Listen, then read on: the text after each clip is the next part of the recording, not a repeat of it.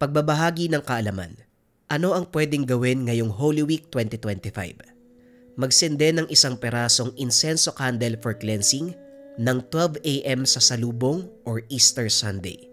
Makakatulong ito para ma-cleanse ang buong tahanan, maganda ang pasok ng swerte, mararamdaman ng bisa sa buong taon.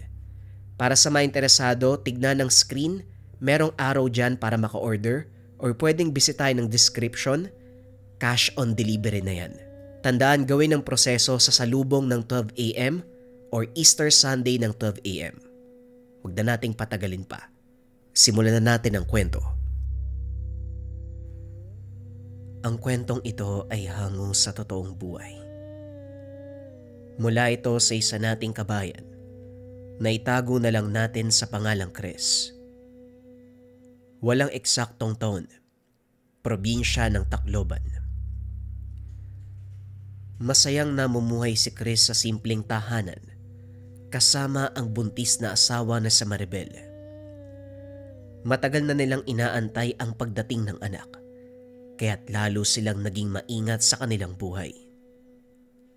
Isang hapon, pumunta si Chris sa palengke upang bumili ng ulam. Sa hindi inaasahang pagkakataon, nakaalitan ang isang lalaki. Ang pangalan ay Pedring. Aba, masyado ka yatang maangas. Akala mo kung sino ka? Wika ni Pedring. Wala akong ginagawang masama. Kung may problema ka, sabihin mo na maayos. Huwag kang magmalinis. Tandaan mo to, Chris. Hindi pa tayo tapos. Lumapit si Pedring sa kanya at bumulong. Tandaan mo, papatayin kita. Nanlaki ang mga mata ni Chris. Hindi niya alam kung biro o seryoso ang banta ni Pedring. Pero sa paraan ng pagsasalita nito, ramdam niya na may halong panganib. Pagkauwi ni Chris sa kanilang tahanan, hindi siya mapakali. Kagad siyang sinalubong ni Maribel. Mahal, may nangyari ba? Para kang balisa ah. Wala. Huwag mong alalahanin. Sa kaloob-looban ni Chris, alam niya na hindi simpleng away ang naganap, lalo pat pinagbantaan siya ni Pedring. Pagsapit ng gabi, tahimik na nakahiga si Chris at Maribel sa kanilang maliit na kubo sa tabing dagat. Ang malamig na simoy ng hangin nagbibigay ng ginhawa sa kanilang dalawa. Si Maribel na malapit ng manganak, maigpit na nakayakap kay Chris. Mahal, hindi na ako makapaghintay. Gusto ko nang makita yung anak natin. Konting tiis na lang, mahal. Makikita mo na rin yung anak natin. Habang mahimbing na natutulog, isang kaluskos ang gumising kay Chris. Napatingin siya sa bintana. May mga anino na gumagalaw, nakapalibot sa kanilang tahanan. Hanggang sa nasira ang pintuan ng kubo, nakita niya ang pamilyar na muka, si Pedring.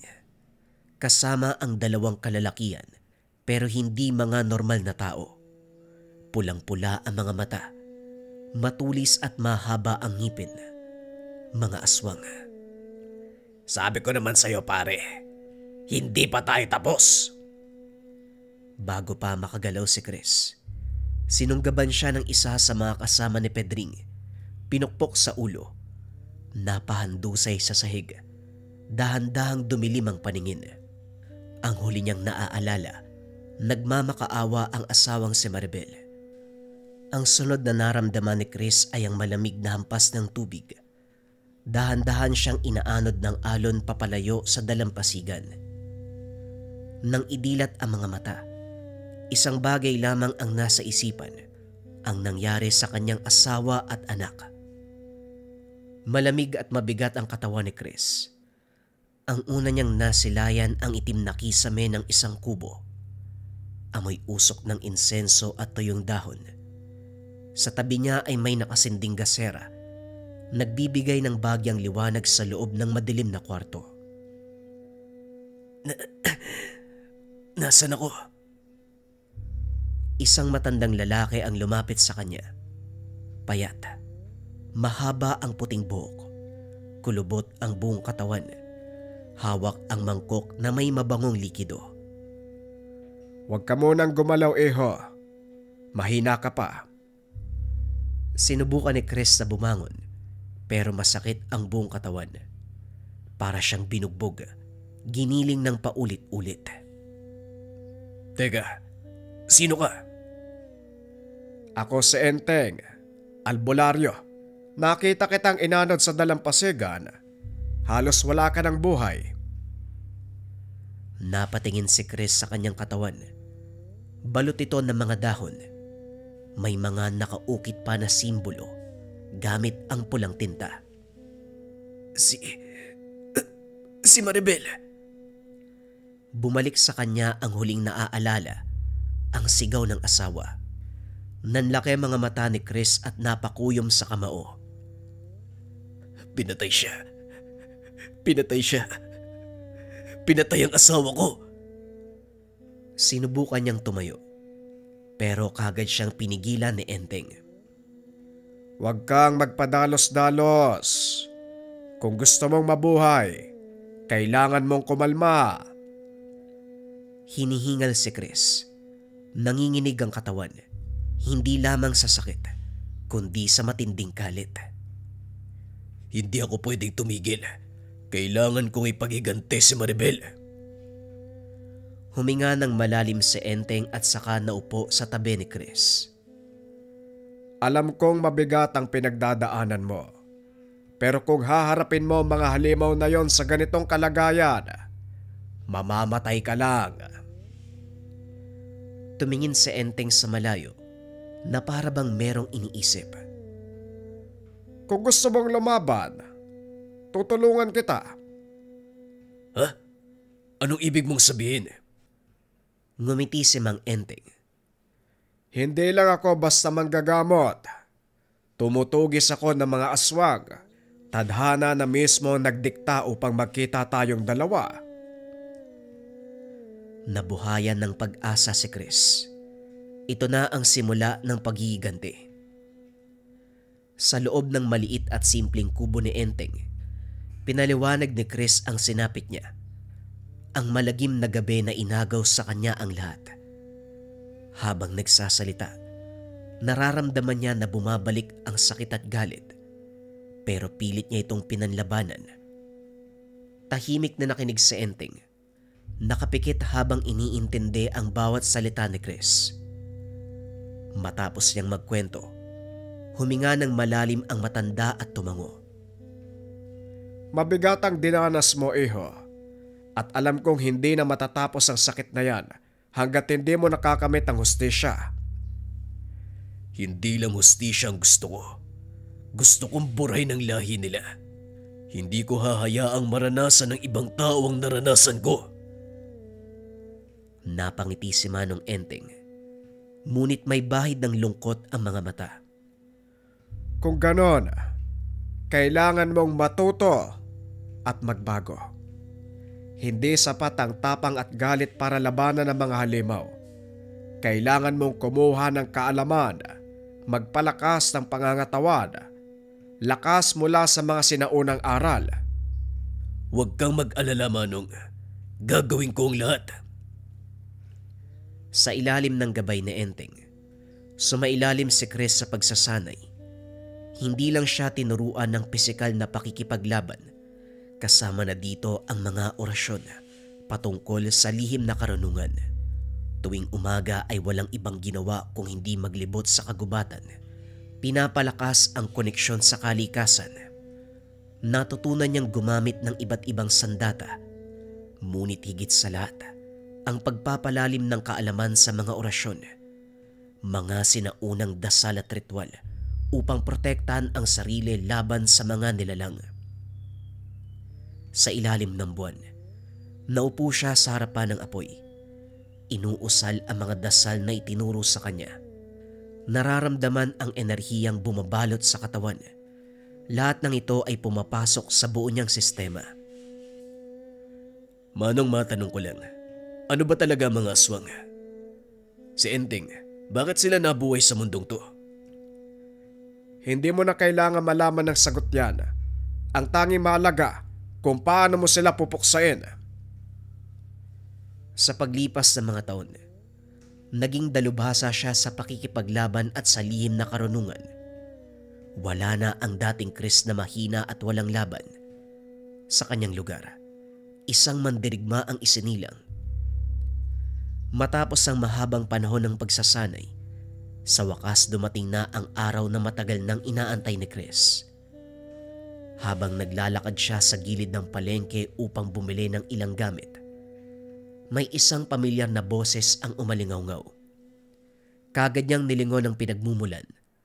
Doon niya nakita ang taong minsan nagpabagsak ng kanyang buhay, si Pedring. Nakatayo ito sa isang tindahan, nakikipag-usap sa isang lalaki.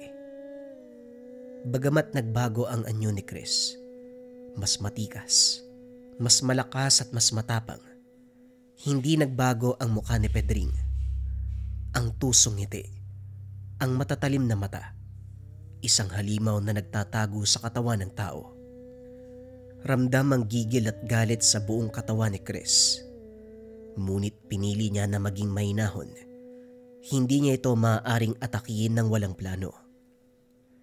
Sinundan niya si Pedring nang hindi nito namamalayan. Lumusot siya sa makikitid na eskinita, lumakad sa ilalim ng dilim. Hanggang sa nakita niya ang tinutuluyan nito, isang lumang bahay sa liblib na bahagi ng baryo. Dumaan ng ilang oras. Mula sa malayo pinagmasdan niya ang paligid ng bahay. May ilang nakabantay, mga tauhan ni Pedring na siguradong mga aswang. Mabilis siyang bumalik kay Enteng at sinabi ang natuklasan. Alam ko na kung saan siya nakatira. Oras na para tapusin to. Tumango si Enteng. Hindi ito nagulat. Tila ba matagal nang inaantay ang sandaling ito. Sigurado ka ba? Handa ka na? Matagal na akong handa, Manong. Pagsapit ng dilim ay nagsimula silang kumilos. Magaan ang bawat hakbang habang papalapit sa bahay ni Pedring.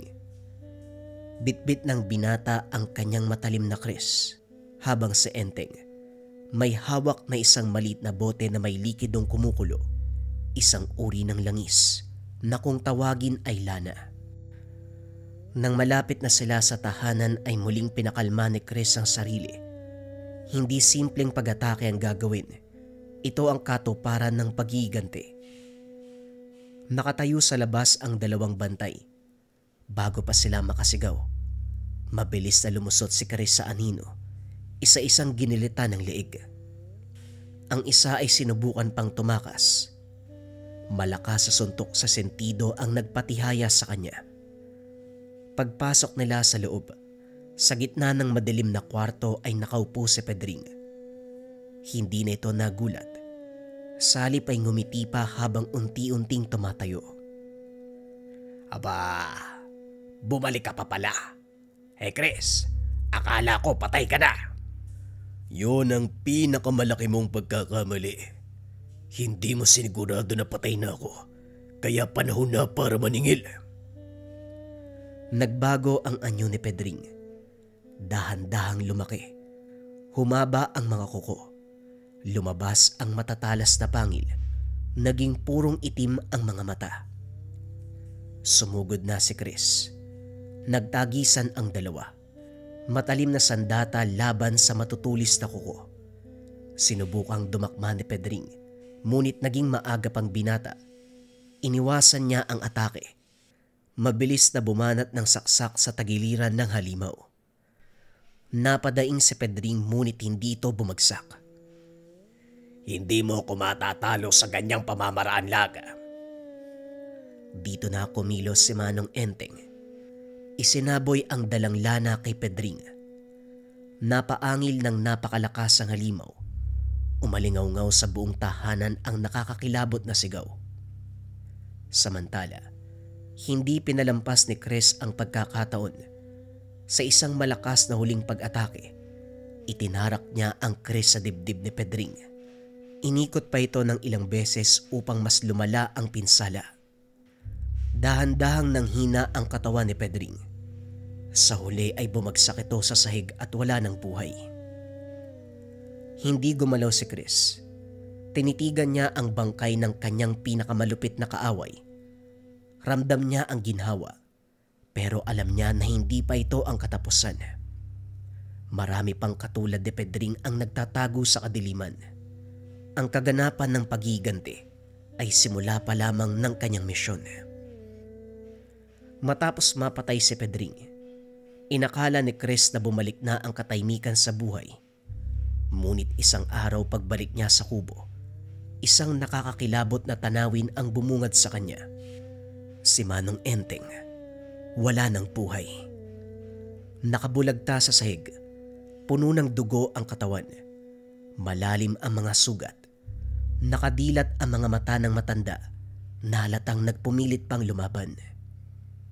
Sa tabi ng bangkay ni Mang Enteng, may nakaukit sa sahig. Isang kakaibang simbolo na hindi pamilyar kay Chris. Napakuyom siya ng kamao. Sino?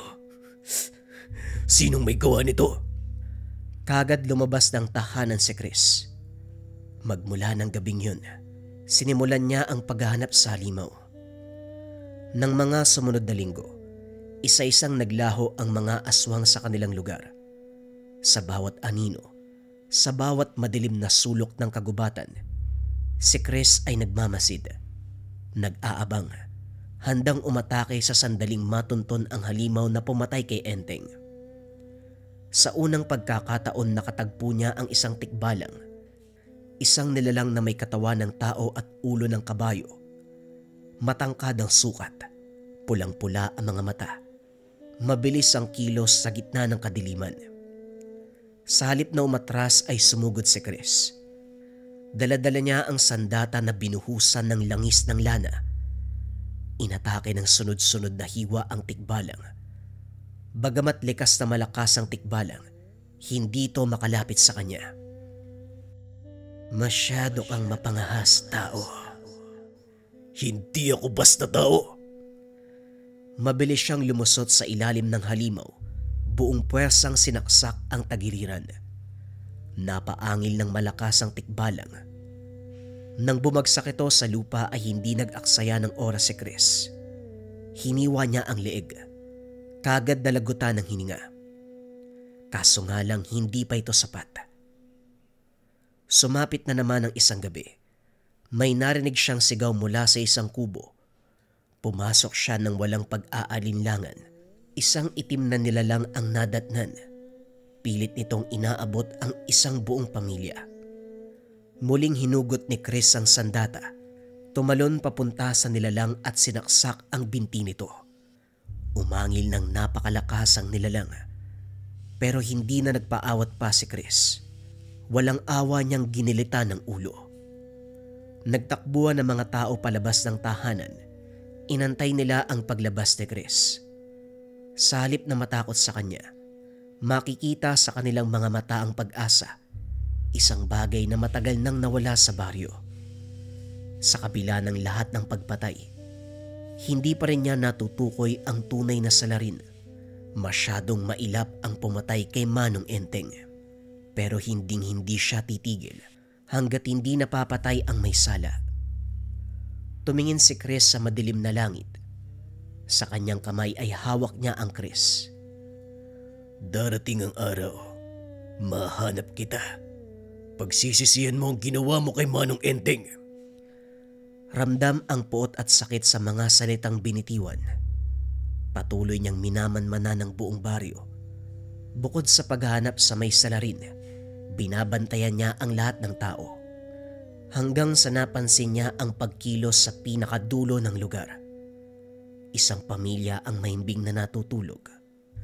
Walang kalam-alam na merong nag-oobserba sa kanila mula sa bintana. Purong itim ang buong balat. Ang mapapansin mo lamang ay ang pulang mga mata. Dahan-dahan na itong papasok sa tahanan, kaso nga lang hindi na naituloy. Hinawakan ni Chris ang paa ng nilalang. Buong puwersang binalibag papunta sa kakahuyan. Hindi na naawa ang binata. Sinunggaban niya ang aswang. Paulit-ulit na inundaya ng saksak. Nakiusap ang nilalang na huwag siyang patayin, pero hindi na nakinig ang binata. Hinawakan niya ang leeg ng nilalang. Buong puwersang pinilipit. Patay na ang aswang. Kaso nga lang nilamon ng tuluyan ng galit si Chris. Masyadong mabrutal ang pagpatay niya sa nilalang. Hiniwa niya ang balat ng mukha nito. Iniwan lamang ang bungo. Yan, magsilbing babala sa lahat ng mga nilalang.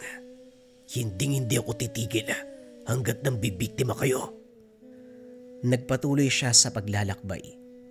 Nakakita ng kuweba sa loob ng gubat.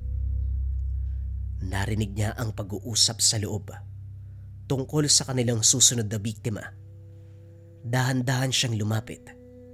Mula sa anino natanaw niya ang 3 figura. Nakapalibot sa isang katawan ng patay na kambing. Kinakain nila ang laman. Tumalon si Chris papunta sa isa sa mga aswang.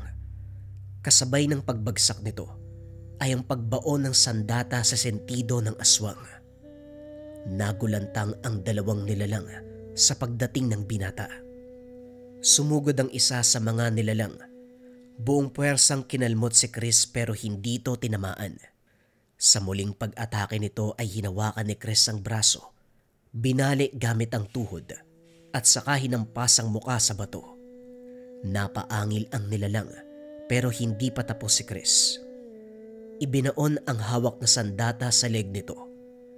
Ilang ulit na inikot upang masiguradong mamamatay ang nilalang. Hindi na sumugod ang natitirang aswang. Nagtangkang tumakbo pero hindi nakaligtas. Tumalon si Chris papunta sa likuran ng aswang. Pinaluputan ng lubid ang leg nito. Kinuha ang bote ng lana sa bulsa.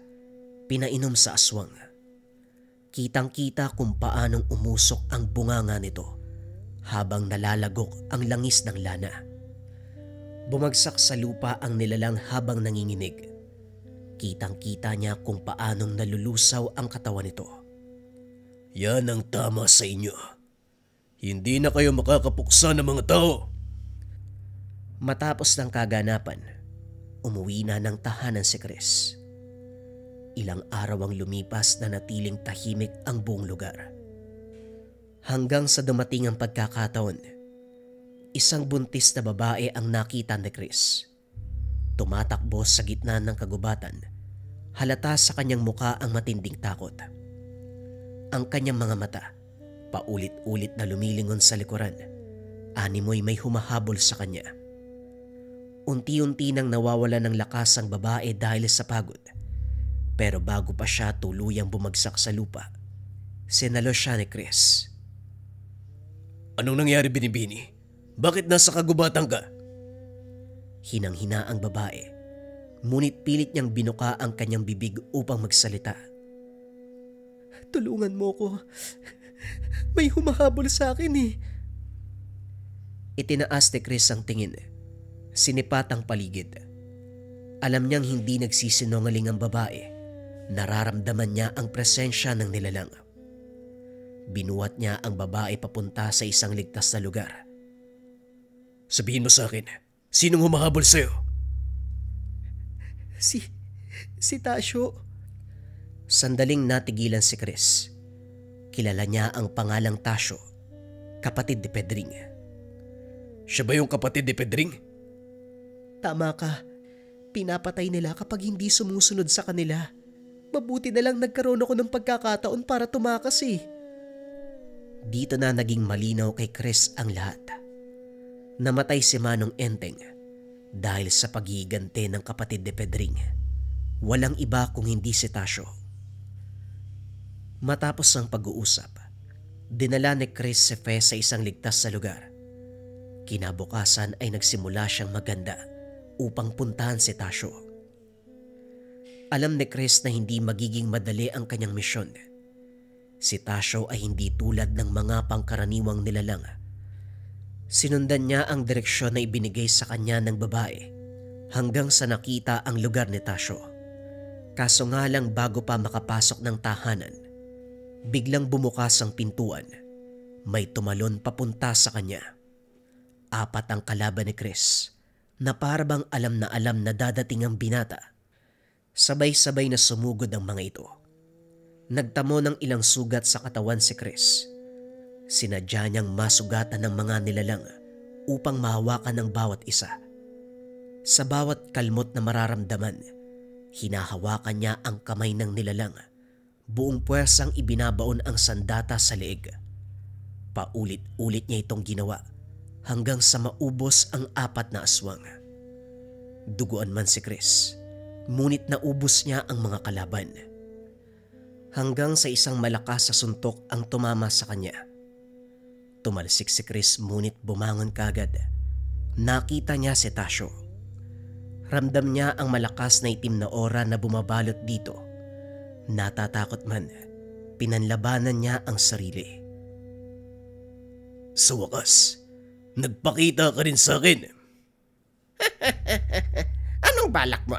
Papatayin mo ko kagaya ng ginawa mo sa aking mahal na kapatid. Pagmasdan mo ang iyong sarili, Chris. Ikaw ang tunay na halimaw. Hindi ba't pareho lang tayo? Wala akong pakialam sa kahit anumang sasabihin mo, Tasyo. Ang mahalaga para sa akin ay ang kamatayan mo. Biglang nagbago ang anyo ni Tasyo. Lumabas ang matutulis na pangil at mahabang kuko. Sunod-sunod na atake ang binitawan ni Tasyo sa kanya. Nahihirapan si Chris na sabayan ang lakas ng aswang. Ilang ulit na kalmot, ilang ulit na kagat ang tumama kay Chris. Alam ng binata sa kanyang sarili na dehado siya sa laban. Kaya naman sa huling lakas ni Chris, ibinaba niya ang depensa. Napatigil si Tasyo dahil parabang tanggap na ni Chris ang kanyang kamatayan. Mas mabuti ang ganyan. Mas mabuting hayaan mong patayin na lang kita. Bumuelo ng malakas si Tasyo. Pinunterya ang tiyan ni Chris. Bumaon ang napakatulis na kamay ni Tasyo sa kamay ni Chris. Laking gulat ng matanda dahil tumatawa ang binata. Oo, malakas ka. Pero mahina ang utak mo. Hinawakan ng maigpit ni Chris ang nakabaon na kuko ng kalaban. Hindi niya ito hinayaang makatakas. Sa huling lakas bumuelo si Chris nang pagsaksak sa lalamunan ng aswang. Hinila niya ang pagkakabaon papunta sa dibdib. Ilang ulit na inikot ang sandata upang maglikha ng malaking pinsala. Napaangil ng malakas si Tasyo. Hindi makapaniwala sa ginawa ng binata. Muling kinuha ni Chris ang lana sa bulsa. Binuhusan ng paulit-ulit ang aswang. Umusok ang buong katawan ni Tasyo. Unti-unting nalulusaw sa lupa.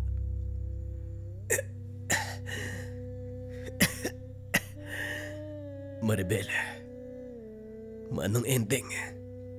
Napagiganti ko na kayo. Pero mukhang hanggang dito na lang din ako. Sa wakas, makakapagpahinga na ako. Magkikita na muli tayo. Tanggap na ni Chris ang kanyang kamatayan hanggang sa nakakita siya ng isang babae na papalapit sa kanya. Ang huling nakita, ang mukha ni Fe. Nagising na lamang si Chris na sa loob na ng isang kubo. Umiiyak na sanggol ang bumungad sa kanya. Nanganak na si Fe. Kasabay nito ang pagligtas sa kanya.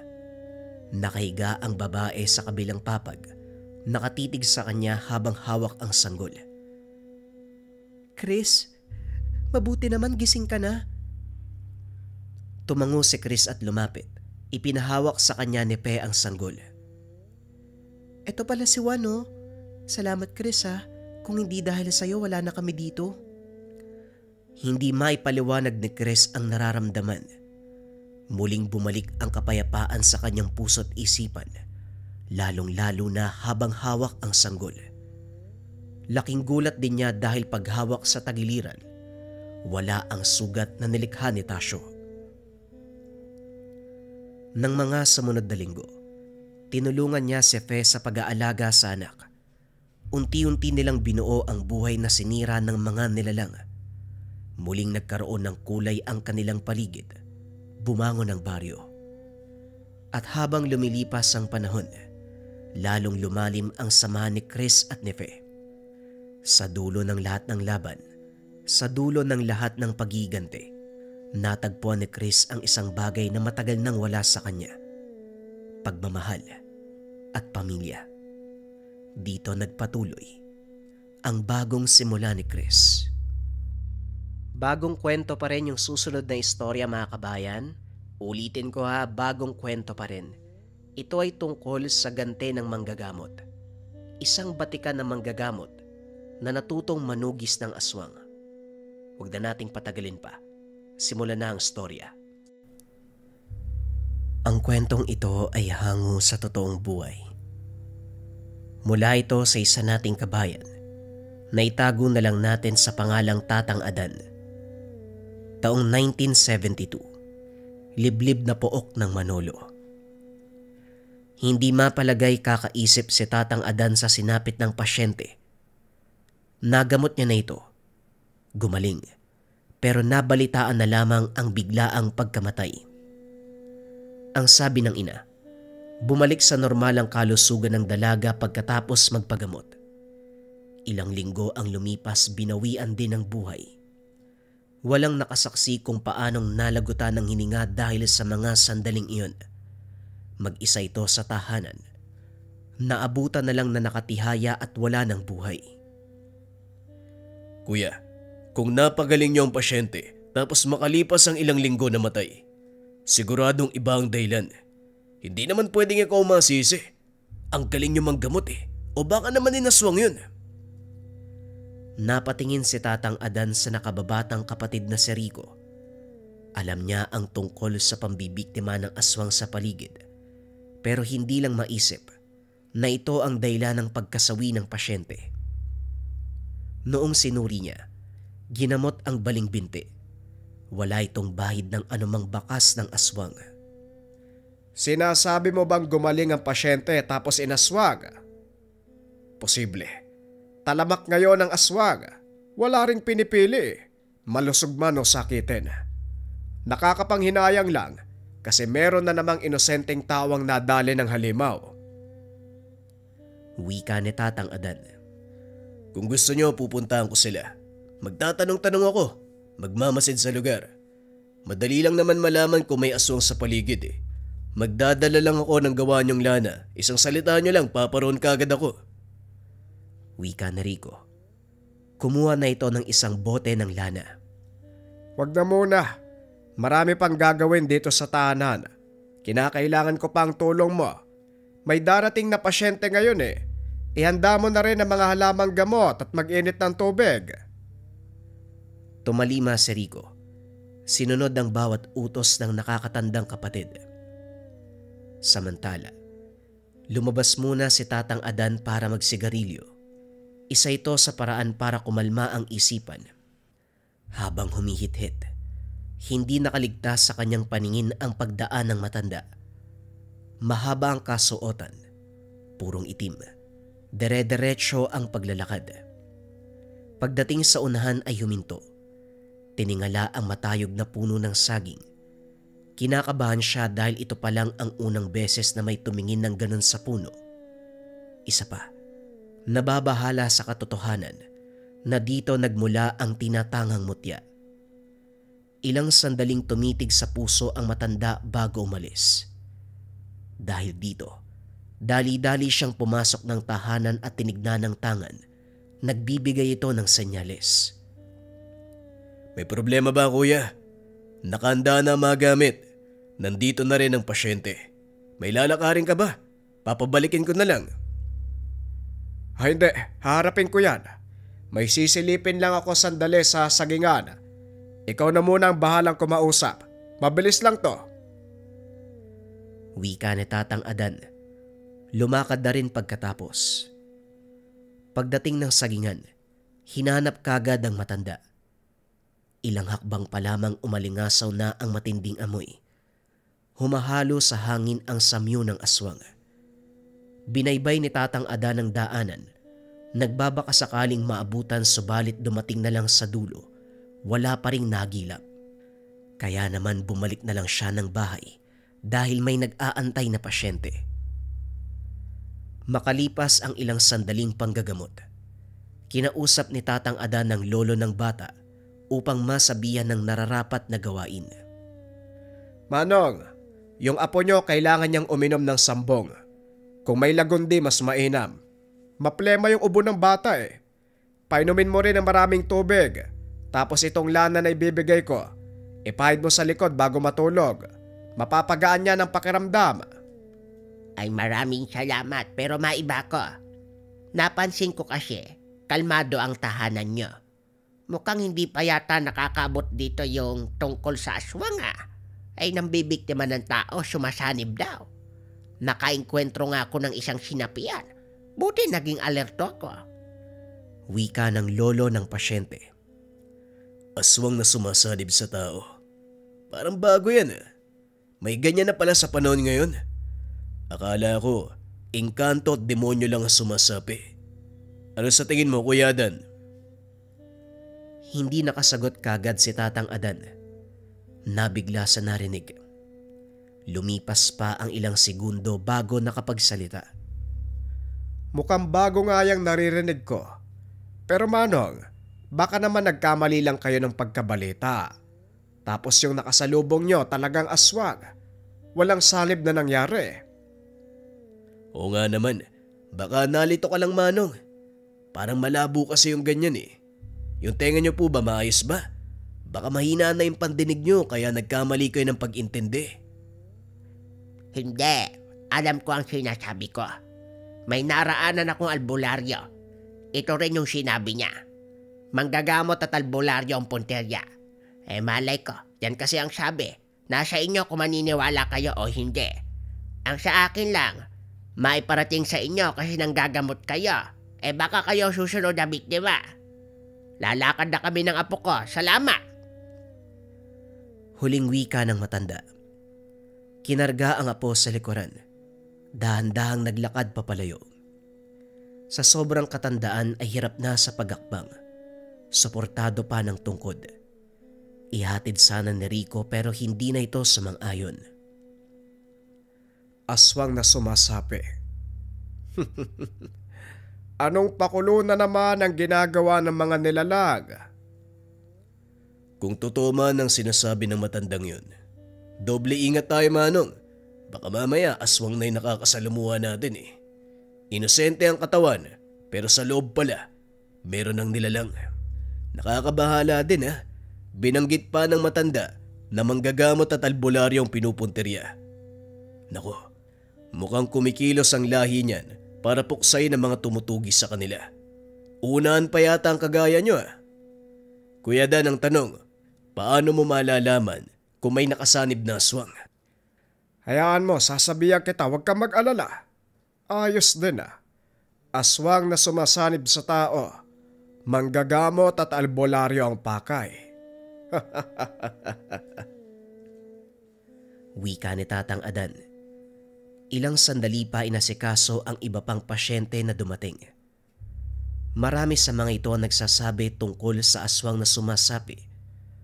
Habang nakikinig sa usapan, hindi maiwasang makumbinsi na meron ngang ganitong klase ng nilalang. Dumistansya na lang muna si Tatang Adan. Muling nagsindi ng sigarilyo upang pakalmahin ng magulong isipan.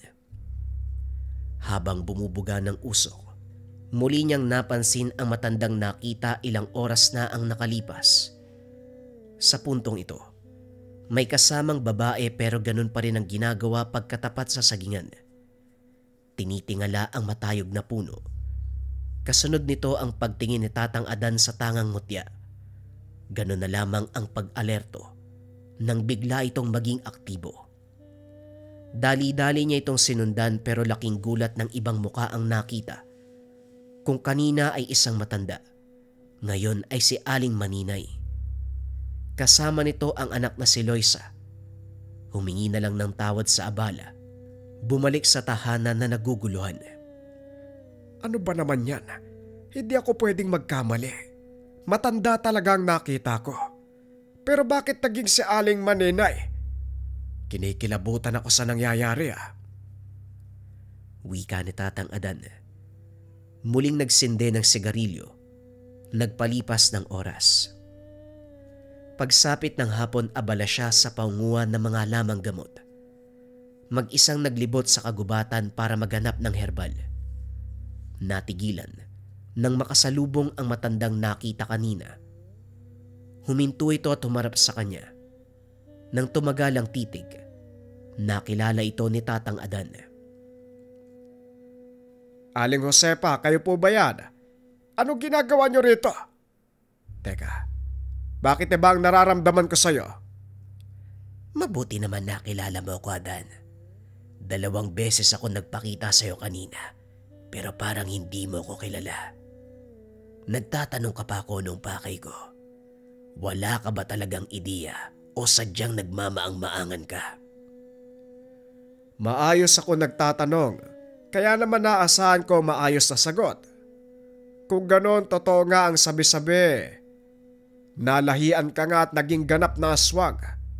Hindi lang kita nasubaybayan kasi lumipat kami. Hindi ko inasahan na magkikita tayo muli. Ano ba talaga ang pakay mo? Magaling ka pagdating sa panggagamot. Pero sa pag-oobserba sa pangailangan ng mga tao at nilalang, doon ka nagkulang. Kung tutusin, dapat alam mo na kung ano ang pinunta ko dito. Hoy, wala akong panahon para makipag-usap sa'yo ha. Kung nandito ka lang para makipag-usap ng walang kwentang bagay, mas mabuti pang umalis ka na. Huwag mong antayin na maubos ang pasensya ko at gamitan kita ng dahas. Hindi mo magugustuhan. Nagbabanta ka. Akala ko ba, diretso ka lang sa pagbuksa ng aswang kahit walang ginagawang masama? Hindi ba yon ang gawain mo nung nasa probinsya ka pa? Napabuntong hininga si Tatang Adan. Hindi na nais pang balikan ng nakaraan dahil aminadong padalos-dalos. Kapag may aswang na nakita ay kagad na tinutugis.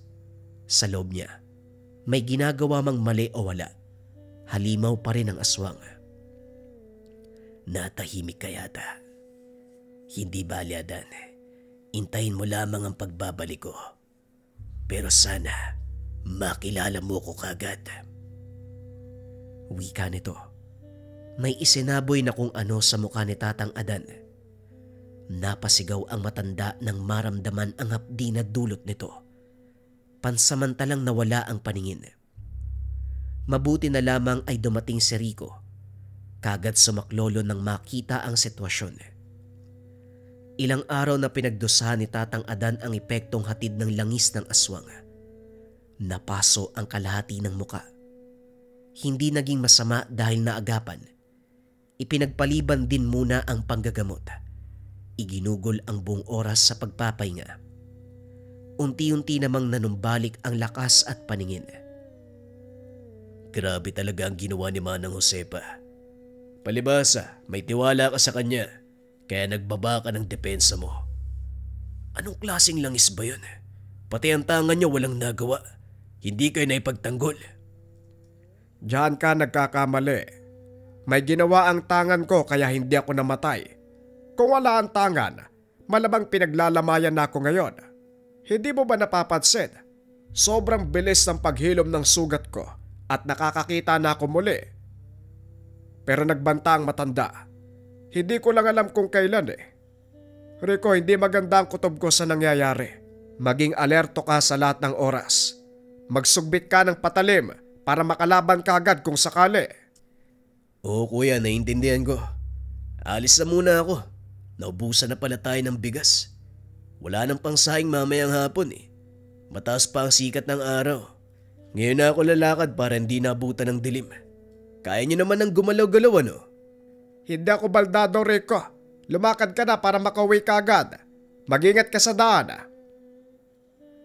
Nang mag-isa na si Tatang Adan, kumilos na siya para maghanda ng mga lamang gamot. Sa paglipas ng oras, unti-unting nakakaramdam ng kaba. Hindi mapakali. Ilang ulit na sinuri ang paligid sa pag-aakalang may nakabang na panganib. Subalit wala ito sa kanilang lugar. Pare, talagang sinadya kita dito para sabihin yung nakita ko. Hindi ba kapatid mo yung lalaking tumutulong dito sa pagamutan? Pauwi ako galing bayad. Narinig ko yung boses niya may kausap eh. Manang Josepa daw. Hindi ko alam ang eksaktong nangyari kasi nasa kabilang daanan. Hindi ako nangialam eh. Kaso parang nagkagulo. Humingi ng saklolo yung lalaki tapos biglang natahimik. Pagtingin ko, itong sako sa kasinelas na lang ang naiwan. Merong bakas ng paglalakad banda sa damuhan eh. Wika ng kaibigan. Napahugot ng hininga si Tatang Adan nang malaman ang nangyari. Dali-dali siyang naganda para umalis. Pinuntahan ng daanan kung saan nakita si Rico. Kagaya ng sinabi, may bakas ng pagkaladkad.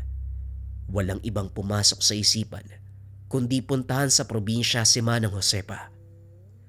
Gabi na nang dumating siya sa tahanan ng matanda subalit sarado. Walang tao sa lugar. Dumiretso na lang muna sa dati nilang bahay kung saan matagal nang iniwan. Kahit papano, masisilungan pa naman. Hindi maalis ang tingin ni Tatang Adan sa tahanan ni Manang Josepa. Kabadong-kabado habang iniisip ang kaligtasan ni Rico. Maigpit ang pagkakahawak sa dalang patalim. Nag-usal ng mga orasyon. Hindi nagtagal, nakahinga ng maluwag nang makita ang kapatid. Diyos ko, nandito ka lang pala. Pinakaba mo ko ng husto. Teka, bakit duguan ka? Ang dungis mo, punit pa yung damit mo. Si Manang Josepa ba ang may gawa niyan? Sabihin mo sa akin nang mapuntahan ko. Nagulat siya sa reaksyon ni Rico. Kalmado. Pasimpleng naupo sa tabi at may nahong nagsalita. Huwag ka na magsayang ng oras. Nagkaroon lang ng aberya ang sinasakyan namin kaya nagkaganito ko. Ang importante, nakarating ng buhay. Wala itong sugat ko. Tinitigang maigi ni Tatang Adan ng kapatid. Ibang-iba ang postura. Maging ang datingan. Parang ibang tao ang karap. Mailap. Hindi makatitig ng diretsyo sa kanya. Sabihin mo nga sa akin, may nangyari ba habang kausap mo si Manang Josepa? Rico, parang hindi ikaw ang kausap ko ah. Pinagdududaan mo ang kapatid mo. Mahaba ang araw ko kanina kaya hayaan mo muna ako makapagpahinga. Pagod na ako. Bukas na tayo mag-usap. Nasundan na lamang ng tingin ni Tatang Adan ng kapatid. Nagtungo ito sa kwarto. Pinagsarahan siya ng pintuan. Napabuntong hininga. Naguguluhan sa kilos ni Rico. Pero iisa lamang ang nasa isipan. Hindi maganda ang nagaganap. Hindi makatulog si Tatang Adan. Pabalik-balik sa pagsilip kay Rico. Habang tumatagal ay umiinit ang mutya. Napapansin na rin ang mabigat na presensya na sinundan ng pag-alingasaw ng amoy. Walang pagdadalawang isip na lumabas at sinuri ang paligid. Tahimik. Walang kahit sinong makikita. Pero maririnig ang kaluskos at mahinang pag-angil. Nakiramdam si Tatang Adan. Sinundan pa ng tingin ng ingay hanggang sa biglang may lumapit at bumuelo ng kalmot. Nawala ng balanse sa pagkagulat. Dito na napansin ang malaaninong hubog ng aswang sa unahan. Dali-dali niya itong hinabol. Harapang nagtuos pagkalipas ng ilang sandali. Hindi malaman ni Tatang Adan kung anong klase ng aswang ang kainkwentro dahil kahit anong pagtaga ang gawin, tumatagos lamang sa malaaninong katawan. Walang epekto ang mga atake niya. Pero sa halimaw, ilang beses na siyang tumilapon. Sapo pa ang noo ng tumama sa bato, dahilan para maapektuhan ang mata na hindi pa lubusang gumagaling. Sinamantala ng nilalang ang pagkakataon. Sumugod ng sumugod hanggang sa umandusay na lamang si Tatang Adan. Ilang sandali matapos bumagsak ng antingero, harapang nakilala ang kalaban, si Manang Josepa. Sinasabi ko na nga ba, hirap kang makilala ang tunay kong anyo. Batik kang manggagamot, pero mahina sa pakikipaglaban. Masyado kang nagtitiwala sa mutya mo na wala namang epekto. Anong ginawa mo sa kapatid ko? Kung may problema ka sa akin, ako ang harapin mo. Huwag mong idamay ang mga walang kinalaman. Sandali, bakit ba tayo humantong sa ganito?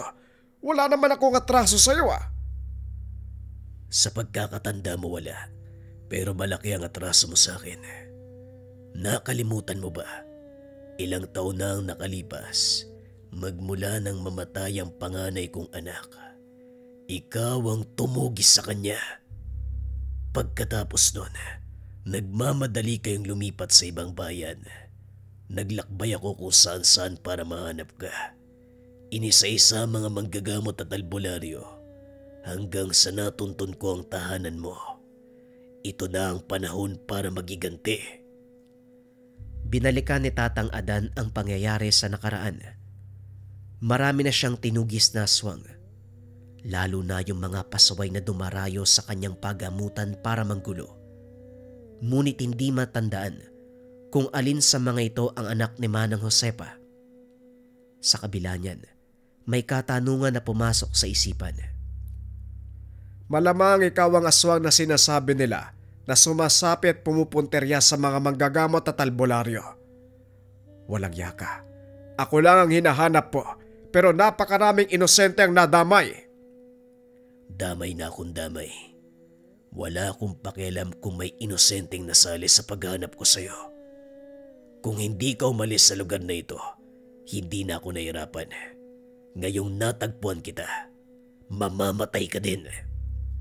Walang problema sa akin. Magtuos tayong dalawa hanggang sa isa na lang ang matira. Nagpalit ng anyo si Manang Josefa. Kagad siyang sumugod. Umatake ng kalmot. Kumagat. Ginamit ang buong lakas upang ibalibag ang manggagamot. Tuwang-tuwa pa nang makitang humandusay na lamang ito. Sinasabayan lang ni Tatang Adan ang pangyayari. Kabisado niya ang galawan ng mga nilalang, kaya alam niya ang patutunguan. Nang makakuha ng tiyempo, dito na siya umatake. Gamit ang bisa ng tangan, sinabayan ang pagsugod ng nilalang. Bawat atake, sinasabayan niya lamang hanggang sa umepekto na ang tangan. Laking gulat ni Manang Josefa dahil bumalik siya sa pagiging tao. Hindi na makabalik sa anyong aswang. Kagad nagkarga ng orasyon si Tatang Adan. Tinapik ng 3 beses ang balikat ni Manang Josefa hanggang sa mawalan ito ng malay. Dinala ni Tatang Adan ang katawan sa tahanan nito. Dali-daling iginapos sa higaan. Nilagyan ng tali na merong orasyon. Wala pa ring malay sa pagdaan ng mga oras, kaya sinamantala ang pagkakataon upang masuri ang buong bahay. Sa taas na kwarto, naroon ang bangkay ng bunsong anak ni Manang Josefa. Isa itong aswang na nabalitaan niyang tinugis ng isang albularyo. Hindi lang maintindihan kung bakit nasa loob ng tahanan kahit naaagnas na. Sinakop ang buong silid ng matinding amoy. Dali-dali siyang lumabas. Nakasalubong ang kapatid na si Rico. Laking gulat ni Tatang Adan dahil inatake siya ng kapatid. May dalang patalim. Paulit-ulit siyang sinasaksak. Mabuti na lamang ay maagap. Nakuha ang kutsilyo. Rico, ano ba nangyayari sa'yo? Tumigil ka nga! Nakita niya ang refleksyon sa mata ng kapatid. Baliktad.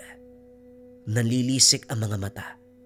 Mga mata na hindi pagmamay-ari ng kapatid. Nang mapansin ang enerhiyang nagmumula sa pinanggagalingang kwarto, dito napag-alaman ang kaluluwa ng namatay na aswang ang sumapi kay Rico. Kagad niyang hinubad ang mutya at kinabit sa kapatid. Ilang sandali ang lumipas ay nangisay. Nawalan ito ng malay.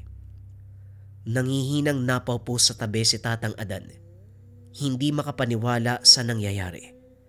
Ito pa lamang ang unang beses na nakaengkwentro ng ganitong pamamaraan. Upang masagot ang katanungan, hinalungkat ang iba pang bahagi ng tahanan na lamang hindi lang aswang si Manang Josefa. May malalim itong kaalaman sa ritual ng mga demonyo. Maraming gamit para magsagawa ng iba't ibang uri ng orasyon. Sinunog ni Tatang Adan ang lahat ng gamit, maging ang naaagnas na bangkay.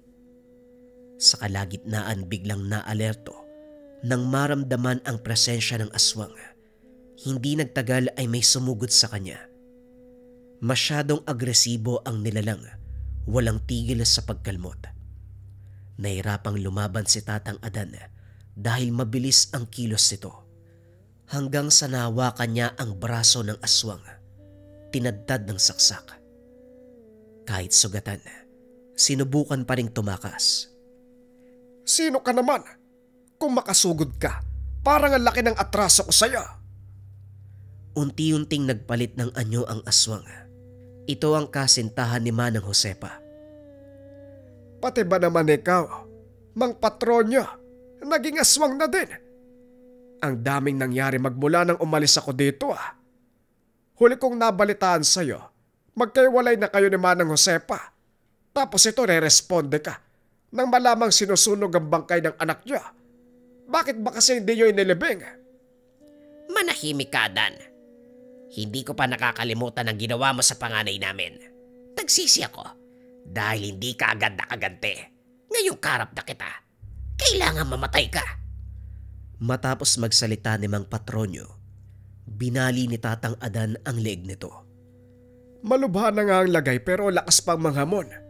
At saka, bakit ba ako yung pinagbibintangan ng mga to na pumatay sa anak nila? Bueno, sa dami nga ng aswang na pinatay ko, hindi ko alam kung sino doon yung anak niya. Matapos ng kaganapan, ginawa niyang bilanggo si Manang Josepa. Hindi nagustuhan ng pagdamay nito kay Rico. Nakagapos sa higaan habang araw-araw na pinahihirapan sa pamamagitan ng pagpapainom ng lana. Unti-unting umiipekto, humantong sa punto na hindi na nakakapagsalita at nabubutas ang laman. Kuya, hindi ka ba naaawa? Tama pa ba yung ginagawa mo? Pwede namang patay na lang si Manang Josepa. Hindi yung ganyan pinahihirapan mo pa. Mamamatay na din yan eh. Hayaan mo lang ako, Rico. Gusto kong pagdusahin ng halimaw na ito hanggang dumating ang araw na siya na mismo ang sumuko. Tama ka, sa kamatayan din ang punta niya. Pero mas mararamdaman ang paghihiganti kung makikita natin ang paghihirap niya. Huwag kang mag-alala, alam ko ang ginagawa ko. May tiwala naman ako sa'yo.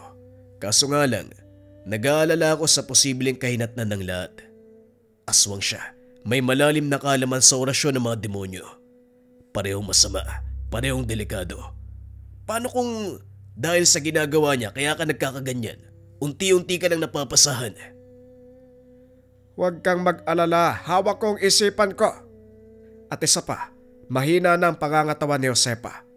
Ilang araw na lang mamamatay na rin yan. Lumipas ang ilang araw, ganun nga ang nangyari. Patuloy na binibigyan ng laso ng matanda. Mas lalong humihina sa pagdaan ng mga oras. Hindi nagtagal ay bumigay ang katawan.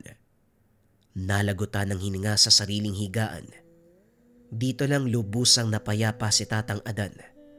Kontento na sa ginawang paghiganti. Kahit papano, binigyan ng maayos na libingan katabi ng puntod ng asawa at mga anak. Hindi alam ni Tatang Adan kung bakit, pero namalayan na lamang ang sarili na ginagawa ito. Pagkatapos pahirapan, bibigyan ng libingan. Ayos ka lang ba, Kuya Adan? Para kang nalilito sa sarili mo. Balang araw, maiintindihan mo rin ang ginagawa ko. Pagbalik nila sa tahanan, hindi magkanda-ugaga sa pag-aasikaso ng mga pasyente. Mahabang panahon ang lumipas noong nagtungo sa probinsya. Nanatili doon para intayin ang kamatayan ni Manang Josefa. Ngayong nakabalik na, balik na sa nakasanayang buhay ang panggagamot. Pagkatapos ng engkwentro laban sa aswang na may kakayahang pasanibin ang katawan ng namatay, dumagdag ito sa kaalaman ni Tatang Adan. Detalyadong isinulat ang mga bagay-bagay para hindi makalimutan at magamit sa susunod na laban kung sakaling makasagupa ng ganong pamamaraan. Ay nako, kung ano-ano ang ginagawa ng mga tao, elemento at nilalang para lang mangbiktima ng kapwa. Pati ritual ng demonyo ginamit na. Pambihira talaga. Wika ni Tatang Adan nang maalala ang buong kaganapan. Sa pagdaan ng mga araw, naging maingat siya sa pagharap sa mga pasyente. Naglagay ng mga pangontra sa bakuran na siyang tumutulong para matukoy kung ano ang totoong katangian ng pasyente. Nadala sa nangyari kung kaya't iba yung pag-iingat ang ginawa. Patuloy pa rin siya sa pagtulong sa kapwa, pero hindi na lamang basta manggagamot si Tatang Adan. Napabilang na rin siya sa mga manunugis ng aswang. Pagbabahagi ng kaalaman, ano ang pwedeng gawin ngayong Holy Week 2025? Magsende ng isang perasong insenso candle for cleansing ng 12 a.m. sa Salubong or Easter Sunday. Makakatulong ito para ma-cleanse ang buong tahanan, maganda ang pasok ng swerte, mararamdaman ng bisa sa buong taon. Para sa mga interesado, tignan ng screen, merong arrow dyan para maka-order or pwedeng bisitahin ng description, cash on delivery na yan. Tandaan gawin ang proseso sa Salubong ng 12 a.m. or Easter Sunday ng 12 a.m. Huwag na nating patagalin pa. Simulan na natin ang kwento.